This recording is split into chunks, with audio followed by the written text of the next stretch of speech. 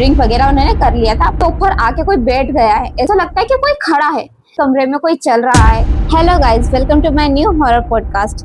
आज का जो पॉडकास्ट होने वाला है बहुत ही इंटरेस्टिंग होने वाला है, जो कि एक रियल लाइफ हॉरर इंसिडेंट पे बेस्ड है। ये हॉरर इंसिडेंट मेरी मामी के भाइयों के साथ हुआ था, जो मैं आपके साथ शेयर करने वाली हूँ। तो चलिए पॉडकास्ट स्टार्ट करते हैं। हाँ, तो ये बात है आज से 10 से 12 साल पुरानी बात है ये। जो मेरे बड़े मामा जी हैं, उनकी शादी होने वाली थी।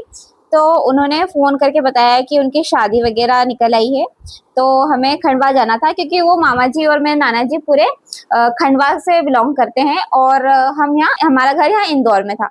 तो उन्होंने बता दिया था कि शादी 15 दिन बाद है, तो आप पहुंच जाना। इस तरीके से मम्मी से बातचीत हो चुकी थी उनकी। हम यहाँ से निकल गए थे और फिर है ना, शादी के कुछ ही दिन बचे हुए थे। सारे फंक्शन की तैयारियां चल रही थी, जो भी शादी में तैयारियां चलती है। शादी स्टार्ट हो गई, फंक्शन वगैरह चलने लगे, हल्दी मेहंदी संगीत, ऐसे 1 दिन 2 दिन 3 दिन करके शादी स्टार्ट हो गई। शादी उनकी थी लगभग 2 से 3 दिन की शादी थी।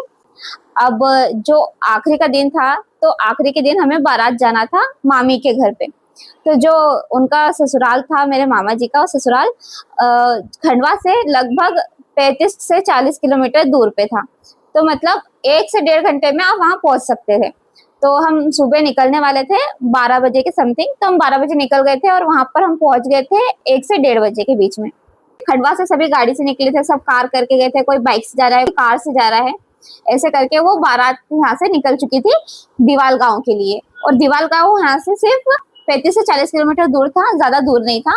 और आसपास छोटे छोटे गांव पड़ते थे। वहां पर उन्होंने स्वागत वगैरह करा और नाश्ता वगैरह खिलाया, नाश्ता वगैरह हुआ।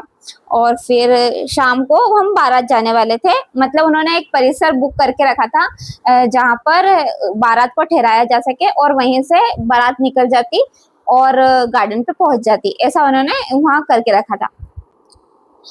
थोड़ी देर आराम करने के बाद में हम वहाँ पहुँच गए और फिर पहुँचने के बाद में बारातियाँ सब तैयार हो गए थे और हम सब तैयार होने लगे। फिर उसके बाद में शाम को हाँ, बारात निकल कर वो जो गार्डन था वहाँ पर हम पहुँच गए। अब खाना वगैरह स्टार्ट हो चुका था। मामा जी और मामी स्टेज पे बैठ चुके थे। मेरे 2 मामा जी हैं, उनके जो छोटे वाले मामा जी हैं, उनकी शादी पहले हो चुकी थी और जो बड़े वाले मामा जी थे, उनकी शादी में हम गए थे। मेरे जो छोटी वाली मामी है ना, उनके भाइयों के साथ ये किस्सा हुआ था।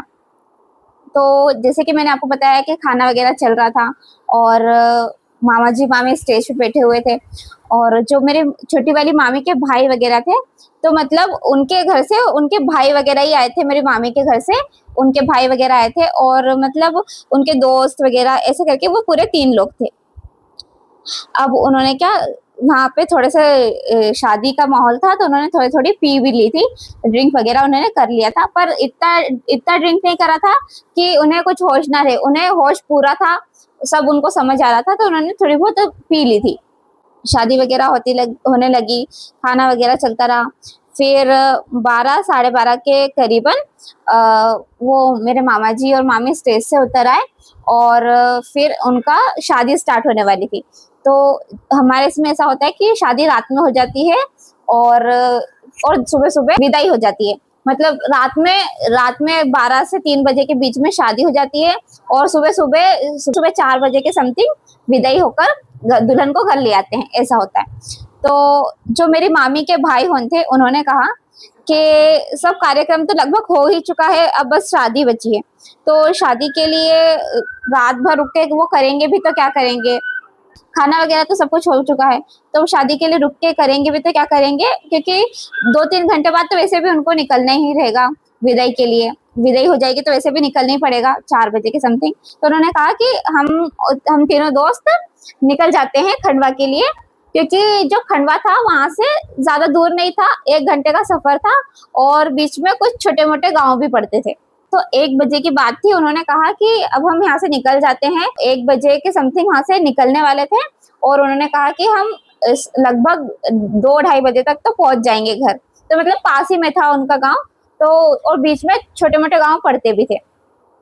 वो तीनों दोस्त बाइक से निकल गए थे अपने घर के लिए खंडवा, क्योंकि जो मेरी छोटी वाली मामी है वो भी खंडवा में ही रहती है, तो उनका घर भी वहीं का था। अब वो तीनों निकल चुके थे बाइक से।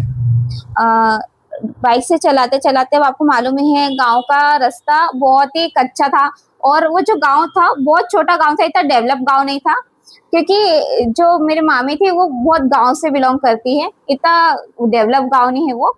तो वहां का जो रास्ता था वो जंगल साइड से जाता था, जंगल के रास्ते से और कच्चा रास्ते से वो जा रहे थे। जाते जाते, अब था रात का टाइम, 1-1:30 बजे की बात थी, तो उन्हें रास्ता समझ नहीं आ रहा था। आधे रास्ते वो पहुंच चुके थे, पर फिर बीच में जाके उन्हें रास्ता समझ नहीं आ रहा था कौन सा रास्ता है जो खंडवा के लिए जाएगा। उन्हें समझ नहीं आ रहा था, वो रास्ता भटक चुके थे। फिर उन्होंने कोई आसपास देखा तो कोई था ही नहीं, ना कोई दुकान वगैरह, ना कोई कुछ भी नहीं था वहां जिससे वो पूछ सके कि ये रास्ता कहाँ जाता है। अब उस टाइम पे ना, मतलब इतना मैप वगैरह भी नहीं थे जो फोन में देख के वो चले जाएं। तो वो कंफ्यूज हो गए थे कि कौन से रास्ते से आना है, कौन से रास्ते से जाना है। तो वो इतना वो कंफ्यूज हो गए थे। फिर वो रास्ते से गाड़ी चला रहे थे, कच्चा रास्ता था, सूनी सड़क थी, और गर्मी का टाइम था, मतलब वहां पर कोई कोई लोग नहीं था, सिर्फ जंगल ही जंगल पड़ रहा था। सिर्फ जंगल के रास्ते से वो तीनों लोग जा रहे थे। वहां से कोई गाड़ियां आती जाती भी नहीं नजर आ रही थी कि किसी से पूछ लिया जाए। अब उन्हें लगा कि हम चलते जाते हैं, अगर रास्ते में कोई इंसान दिखेगा, कोई भी दिखेगा, तो हम उससे पूछ लेंगे कि हम ये रास्ता खंडवा के लिए जा रहा है या नहीं। तो उन्होंने ये डिसाइड किया कि इसी रास्ते पे वो चलना चालू कर देते। वो वही रास्ते पे चल रहे थे। अब उनकी अकेली गाड़ी चल रही थी पूरे एक रास्ते पे, और कोई भी गाड़ी नहीं चल रही थी वहाँ।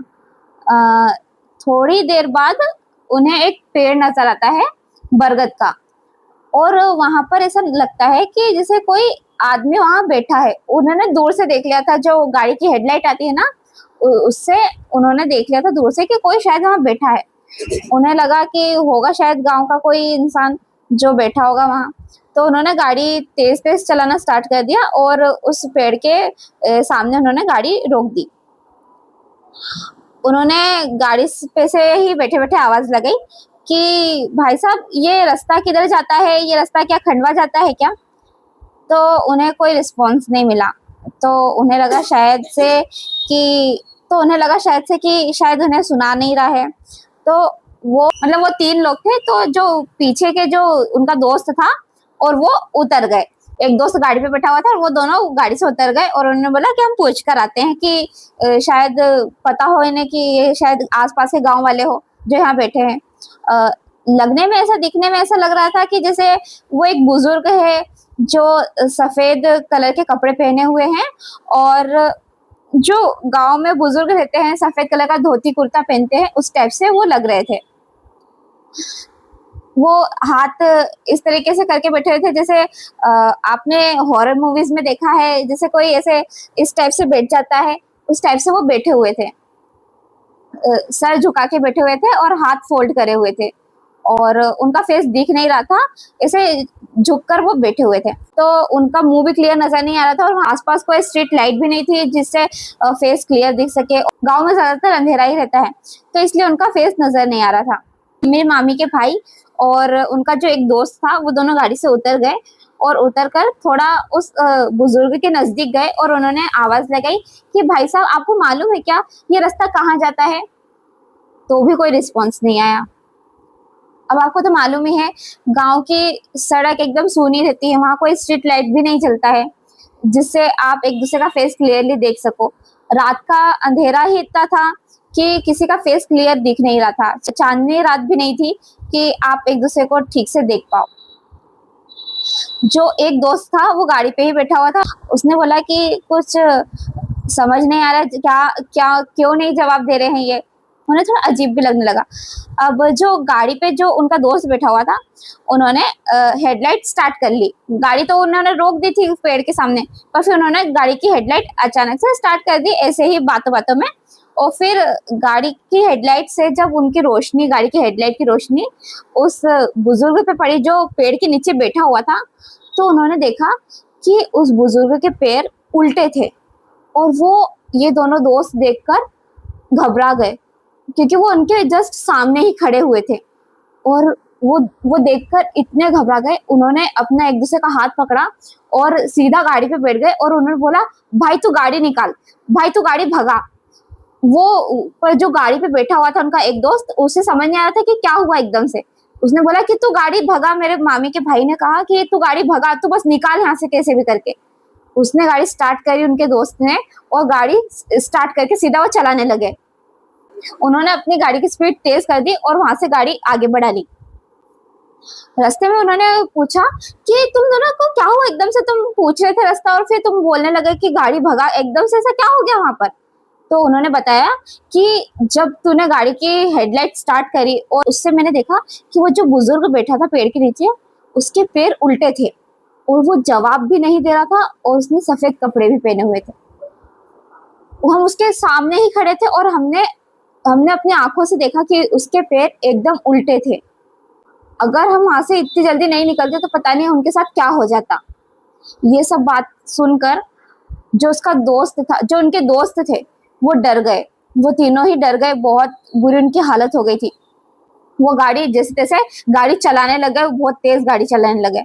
तो चलाते चलाते उन्हें सामने ऐसा लगता है कि कोई खड़ा है। उन्हें लगता है कि शायद कोई कोई इंसान है जो खड़ा है। फिर उन्होंने गाड़ी की हेडलाइट से देखा कि ये वही वही व्यक्ति है जो उस पेड़ के नीचे खड़ा हुआ था और मुंह फेर के वो सड़क के बीचों बीच खड़ा है। और उन्होंने दूर से ही देख लिया था ये बात। वो देख के डर गए कि ये तो अभी वहां था और अब हमारी गाड़ी के सामने कैसे आ सकता है। उन्होंने दूर से ही गाड़ी को टर्न करा और वो वापस शादी में आ गए। मेरे मामी के गांव वापस वो आ गए जहाँ पर शादी थी। शादी में वो वापस लौट आए। मेरी छोटी वाली मामी ने उनसे पूछा कि तुम तो घर गए थे, तुम एकदम से आ गए हो, इतने घबराए हुए क्यों। उन्होंने जवाब दिया कि हम गए तो घर के लिए ही थे, निकले थे यहाँ से, पर रास्ते में हमारे साथ कुछ ऐसा हुआ कि जिससे हम घर ही नहीं जा पाए, पहुंच ही नहीं पाए वहां। तो उन्होंने बोला कि क्या हुआ ऐसा। तो उन्होंने अपनी सारी बातें बताई वहीं पर मेरी मामी को। तो मामी ने कहा कि ये जो गांव है ना आसपास, ये गांव में ऐसा अक्सर हो जाता है। मतलब ये जो छोटे छोटे गांव पड़ते हैं ना आसपास, क्योंकि सूनी सड़क रहती है और गांव में ज्यादा इतनी चहल पहल होती नहीं है, तो यहाँ पर अक्सर ऐसा छल हो जाता है, ऐसा छलावा मिल जाता है। एक ही रास्ते पे आप गाड़ी चलाओ पर फिर भी आप मंजिल तक पहुंच नहीं पाते हैं, ऐसा अक्सर हो जाता है। यहाँ पर रास्ता भटक जाते हैं यहाँ पे लोग, कोई उन्हें रास्ते में मिल जाता है, कोई लिफ्ट मांग लेता है। वहाँ पे ऐसे किस्से अक्सर होते रहते थे और ये बात उन्हें पता नहीं थी। मेरे मामा जी थे, उनकी ससुराल वालों ने ये बात बाद में बताई। और फिर सुबह सुबह जब विदाई का टाइम आया, मेरी मामी के भाई उन तभी हमारे साथ में ही वापस आए हुए। और फिर लौट आने के बाद में जैसे वो मेरे छोटी वाली मामी के भाई जिनके साथ में ये किस्सा हुआ, वो अक्सर जैसे अकेले सोते थे रूम में। ऊपर उनका एक रूम बना हुआ था और सब घर वाले नीचे सोते थे और वो अकेले ऊपर सोते थे रूम में।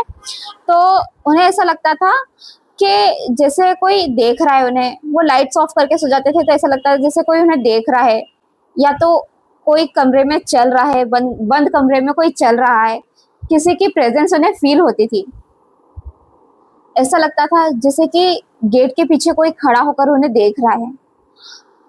कभी कभी तो उन्हें ऐसा लगता था जैसे वो सो जाते थे तो उन्हें ऐसा लगता था कि कोई उनके ऊपर आके कोई बैठ गया है, ऐसा लगता था उन्हें। वो बोल नहीं पाते थे और घबरा के उठ जाते थे। और फिर कभी लगता था कि कुछ बुरा सपना है। उन्हें समझ नहीं आ रहा था कि उनके साथ ऐसा क्यों हो रहा है। जब से वो उस गांव से लौट कर आए हैं, वैसा किस्सा उनके साथ हुआ है, तब से ही उनके साथ कुछ अजीब हरकतें होना स्टार्ट हो गई थी। वो ठीक से सो नहीं पाते थे, उन्हें उन्हें डर लगने लग गया था। वो अकेले रूम में रह भी नहीं पाते थे, ना ही लाइट्स ऑफ करके सो पाते थे। फिर मेरी मामी ने एक पंडित जी थे, उनको दिखवाया। उन्हें कुछ धागा वगैरह करा और फिर कुछ पूजा वगैरह कराई। और फिर कहा कि वो पंडित जी ने बताया कि जब जिस रात वो जा रहे थे उस टाइम का जो मुहूर्त था, जो भी टाइम वगैरह रहता है, नक्षत्र वगैरह रहते हैं, मतलब उस राशि पे वो नक्षत्र भारी पड़ गया और एंटिटी उस टाइम पे बहुत ज्यादा स्ट्रांग हो जाती है और उनकी राशि कमजोर थी, इसलिए उन्हें वो दिख गए थे। इसी कारण वो बहुत इफेक्ट हो रहे थे इस बात से। और उन्हें मतलब ऐसा कि साया टाइप का लग चुका था, इसलिए उनके साथ ऐसा हो रहा था। फिर अब तो वो ठीक है, पर ये बहुत डिस्टर्बिंग था। बहुत दिनों तक उनके साथ ऐसा ही हरकतें होती रहती थी। ऐसा लगता था कोई कोई बुजुर्ग की खांसने की आवाज आती थी उन्हें। ऐसा लगता था कि कोई आसपास रूम में चल रहा है, बंद कमरे में वो सोए हैं अकेले और बंद रूम में कोई चल रहा है। लाइट्स ऑन करते थे तो कोई नजर नहीं आता था। बहुत बहुत ज्यादा वो डर चुके थे। फिर मेरी मामी ने बताया पंडित जी को, तो फिर उसके बाद में उन्हें आराम मिल गया। फिर ऐसा उन्हें कभी नहीं लगा आज तक। तब से उन्होंने सोच लिया कि वो इस तरीके से कहीं भी रात को बाहर नहीं जाएंगे। सो गाइज, आपको मेरी ये हॉरर रियल इंसिडेंट कैसा लगा, आप मुझे कमेंट बॉक्स में जरूर बताइएगा। मैं मिलूंगी ऐसे ही न्यू हॉरर इंसिडेंट के साथ में, जो कि बिल्कुल रियल रहेगा। तब तक के लिए बाय।